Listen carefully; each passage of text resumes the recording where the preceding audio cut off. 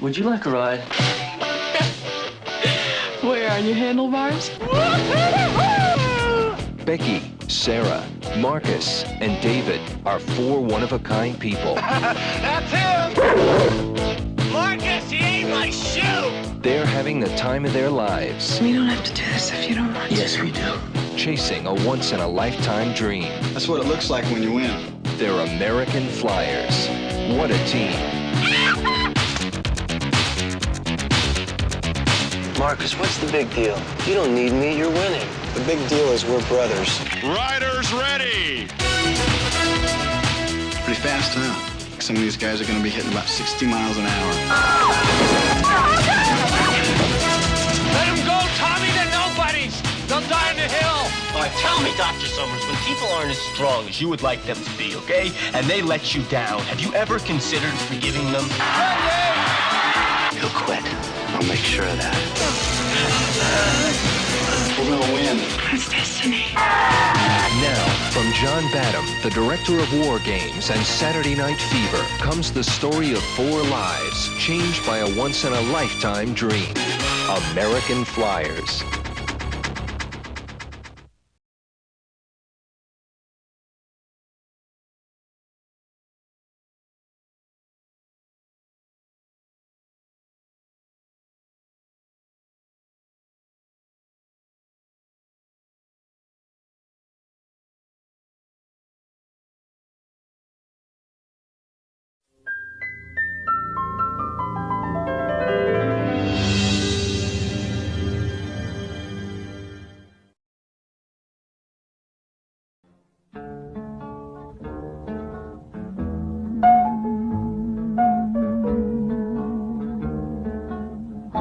If I didn't care more than words can say,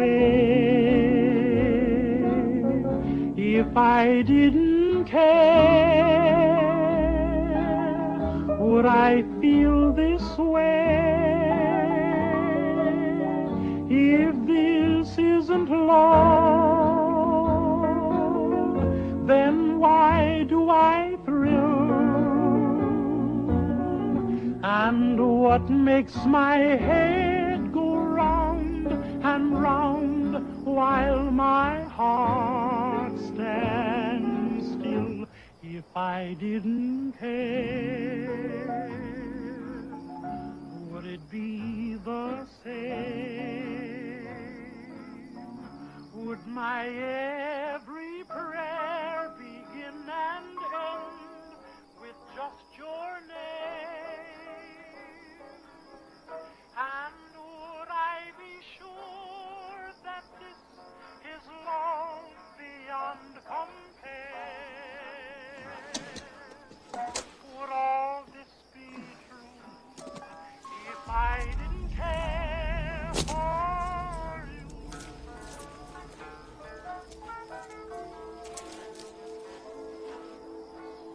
If I didn't care, honey child, more than words can say. If I didn't care, would I... Mr. Dufresne, describe the confrontation you had with your wife the night that she was murdered.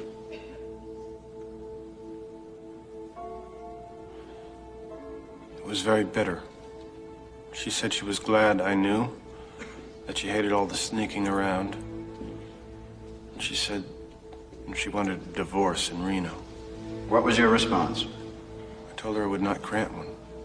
I'll see you in hell before I see you in Reno. Those were the words you used, Mr. Dufresne, according to the testimony of your neighbors.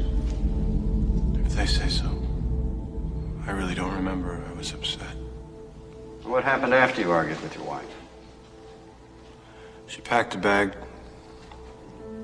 She packed a bag to go and stay with Mr. Quentin. Glenn Quentin, golf pro at the Snowden Hills Country Club. The man you had recently discovered was your wife's lover. Did you follow her? Went to a few bars first.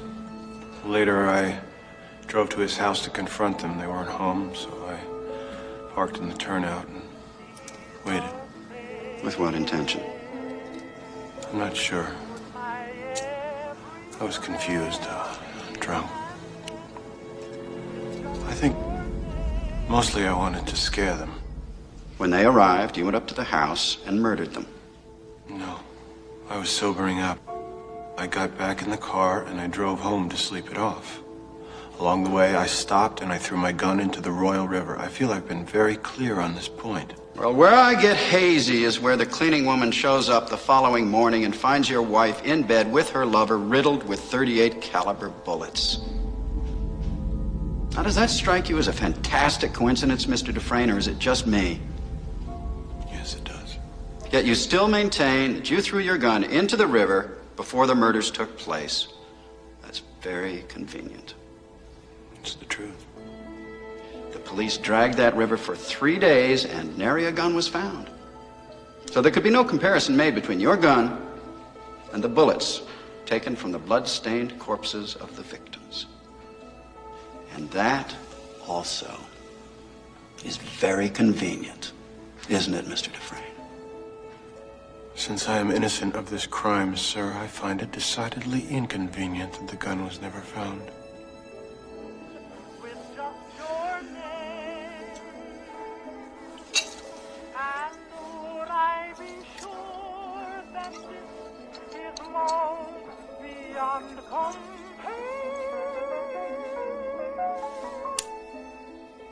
Ladies and gentlemen, you've heard all the evidence. You know all the facts. We have the accused at the scene of the crime. We have footprints, tire tracks. We have bullets strewn on the ground which bear his fingerprints. The broken bourbon bottle, likewise with fingerprints. And most of all, we have a beautiful young woman and her lover lying dead in each other's arms. They had sinned.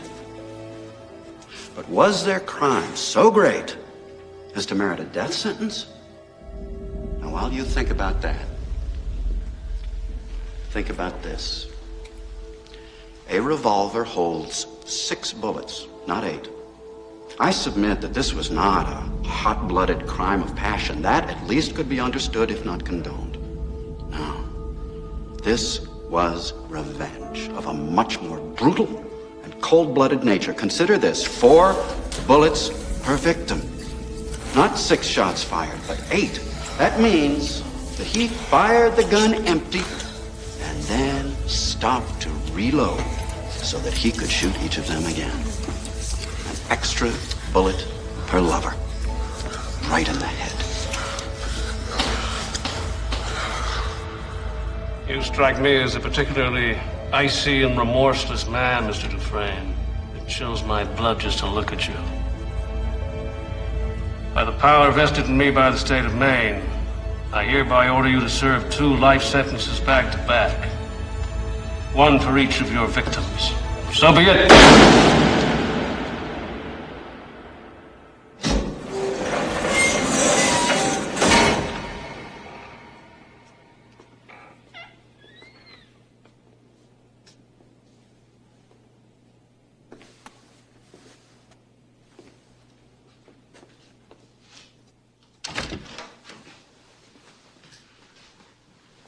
Sit.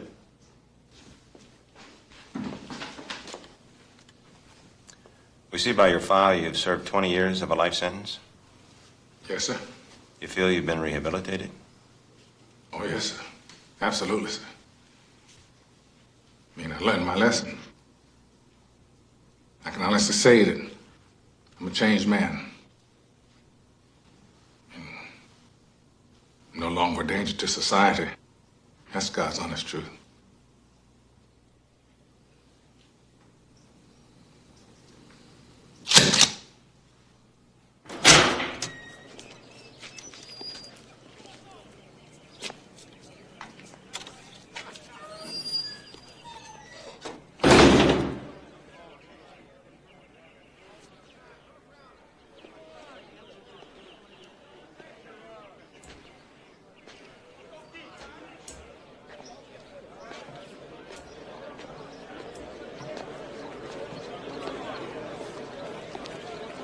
Hey, Red.